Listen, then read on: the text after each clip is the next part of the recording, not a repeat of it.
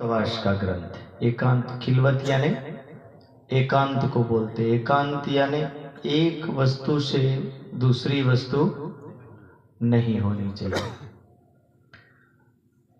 एक वस्तु से दूसरी वस्तु नहीं होनी चाहिए। खिलवत यानी एकांतवास का ग्रंथ और आध्यात्मिकता का ये जो ग्रंथ है,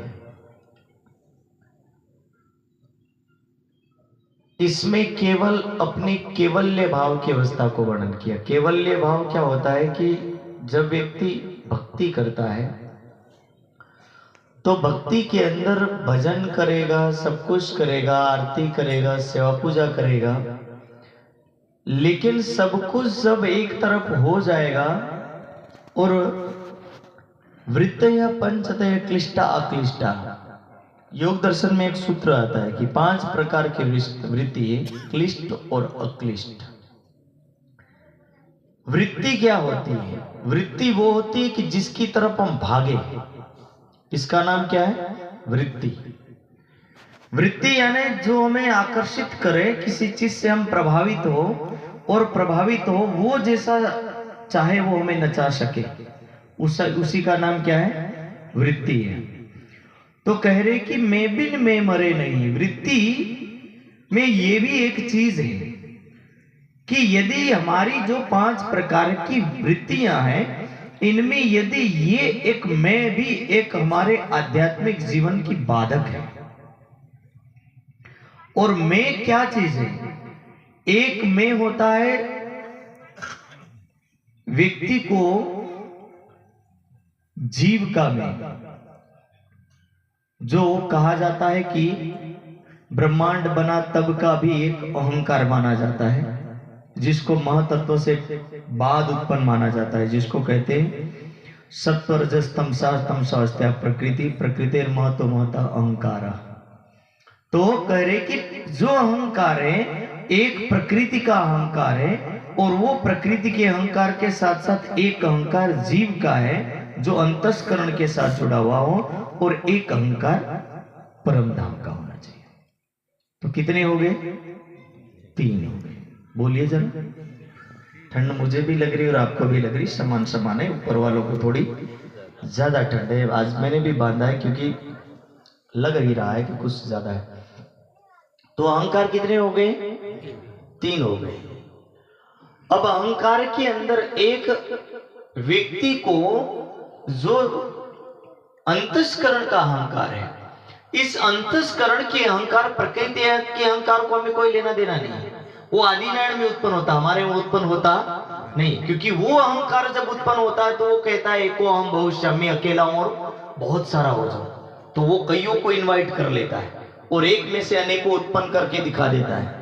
लेकिन हमारे में पावर नहीं। हम लोग एक है तो एक ही रहेंगे, 5-6 हो सकते नहीं है। हाँ, लेकिन हमारे में 5-6 हो नहीं सकते, लेकिन हम 5-6 को इकट्ठा करके दादागिरी दिखा सकते। तो इसको क्या बोला कि 5-6 को एक साथ ले लो, तो वो क्या हो गया कि ये भी एक प्रकार का अहंकार है। तो उस अहंकार से क्या होता है कि जब तक व्यक्ति के अंतस्करण का अहंकार होगा तब तक बोले जीव शांत नहीं रहेगा। अब एक चीज समझिए, हमारे साथ 3 शरीर जुड़े हैं। कितने शरीर जुड़े हैं? 3। एक स्थूल शरीर, एक सूक्ष्म शरीर और दूसरा कारण शरीर। बोलिए, एक स्थूल शरीर, सूक्ष्म, बोलिए स्थूल शरीर, बोलिए स्थूल शरीर, दूसरा सूक्ष्म शरीर और तीसरा कारण शरीर। स्थूल शरीर जो तुम लेकर के बैठे हो ना, जितना मैं बैठा हूं, तुम सब लोग बैठे हो, ये स्थूल शरीर कहा जाता है। यानी जिनको हम टच कर सकते, पकड़ सकते, उठा के रख सकते, इधर से उधर कर सकते, इसका नाम क्या है? स्थूल शरीर है। सूक्ष्म शरीर को आप पकड़ नहीं सकते पर डर अवश्य सकते हो। सूक्ष्म शरीर को आप पकड़ नहीं सकते पर डर अवश्य सकते हो। यदि आपने सूक्ष्म शरीर देख लिया तो आपको डर लगेगा, लेकिन आप उसको पकड़ सकते हैं, वो हवा समान है। सूक्ष्म शरीर, स्थूल शरीर, और उस सूक्ष्म और स्थूल शरीर का कारण है एक कारण शरीर है। जो कारण शरीर क्या है कि जब हम कारण शरीर में जाते हैं तो हमारे अंदर अहंकार की मात्रा ही खत्म हो जाती है। कैसे खत्म होती है एक बात बताता हूं कि जैसे शरीर है तो वस्त्र तो लदे ही रहेंगे, शरीर है तो वस्त्र लदे ही रहने हैं। शरीर नहीं रहेगा तो वस्त्र पहनने का कोई जरूरत नहीं, ठंड लग रही है इसलिए, यानी कि एक कपड़ा सिंपल, फिर उसके ऊपर गरम, फिर उसके ऊपर चद्दर, फिर टोपी, रुमाल, कुछ भी लपेट रहे हो तो वो लदता चला जा रहा लेकिन कम नहीं हो पा रहा। यानी शरीर है यानी ये चीज लगी ही रहनी है, पर ये जब छूट जाएगा तो उसके साथ साथ वो भी छूट जाएगा। शरीर नहीं रहेगा तो ठंड थोड़ी लगेगी, ठंड नहीं लगेगी यानी कपड़े की जरूरत नहीं पड़ेगी। कारण शरीर क्या है? कारण शरीर वो है जो योग माया के ब्रह्मांड में प्रवेश कर सकता, बाकी स्थूल शरीर को लेके कोई दुनिया का व्यक्ति जा नहीं सकता है। भले भक्ति के कितने भी पाठ सीख के आओ, दुनिया की कितनी हंसी मजाक की कहानी सुनकर के आओ, लेकिन यदि कारण शरीर में व्यक्ति नहीं गया तब तक व्यक्ति योग माया के ब्रह्मांड में पैर नहीं रख सकता। ये शास्त्रोक्त सिद्धांत है और इस सिद्धांत से कोई पार हो सकता नहीं है। अहंकार को लेके जाओ, चाहे फिर व्यक्ति किसी और को लेके जाओ, लेकिन कारण शरीर क्यों होना चाहिए? तो कि कारण शरीर की भी एक अवस्था है। सपोज एक उदाहरण बताता हूं, परम धाम में कितनी वस्तु जा सकती है? राजी महाराज ने स्पष्ट कर दिया, ना उधर से इधर आ सकते और ना इधर से उधर ले जा सकते। 12,000 ब्रह्म सृष्टि में 12,001 ऐड करके परम धाम ले जाया जा सकता है क्या?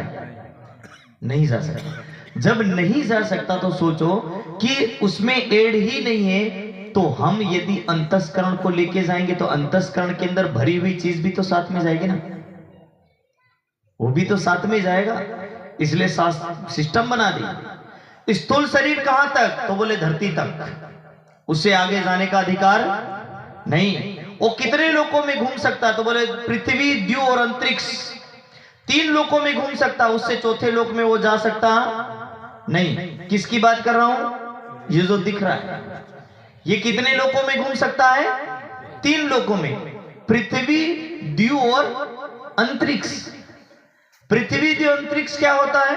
जिसके ऊपर बैठो ये पृथ्वी है और पृथ्वी और आकाश के बीच में ये द्यूलोक है, और जो सूर्य चंद्रमा से ऊपर का एरिया है उसको क्या बोलते हैं? अंतरिक्ष।